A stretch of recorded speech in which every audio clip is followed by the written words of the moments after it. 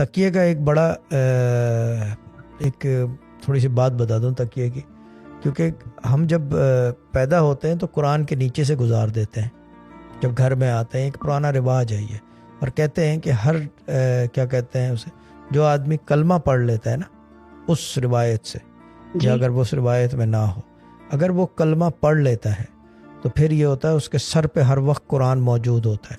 It's like اگر آپ یہ دیکھو دا سینٹ، ایک سائن ہے دا سینٹ، ایک مووی آتی تھی، ایک سیریز بھی آتی تھی، اس کے اوپر ایک سرکل ہوتا تھا، اینجلک سرکل، اورا کہہ لو یا اینجلک سرکل ہوتا تھا. ویسے جو ہے آپ کے سر کے اوپر قرآن موجود ہوتا ہے. جب آپ تکیے کے اوپر سر رکھتے ہو، جبھی بہت سارے لوگ کہتے ہیں کہ تکیے کے اوپر پیر نہیں رکھتے، بے ادبی بھی ہوتی ہے اور اچھا نہیں سمجھا جاتا.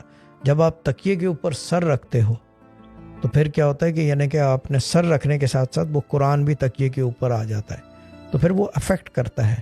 اگر کوئی بھی چیز تکیے کے اندر ہو یا رنگ ہو یا کچھ بھی ہو، رنگوں کا بھی سلسلہ ہے کہ اگر تکیے کے رنگ ہوں ڈفرینٹ تو وہ بھی ایک افیکٹ پیدا کرتے ہیں. Because basically every thing is corresponding with each other.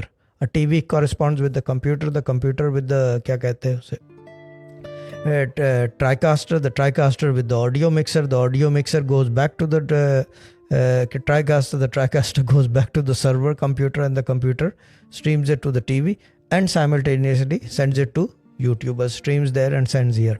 تو یہ ساری چیزیں کورسپونڈنگ ہیں. تو اسی طرح تکیہ جو ہے وہ ایک معنی رکھتا ہے. اور جب قرآن پڑھنے کے لیے ریل نہیں ہوتی تو سر کے تکیے کا استعمال کیا جاتا ہے. Am I right or wrong باجی؟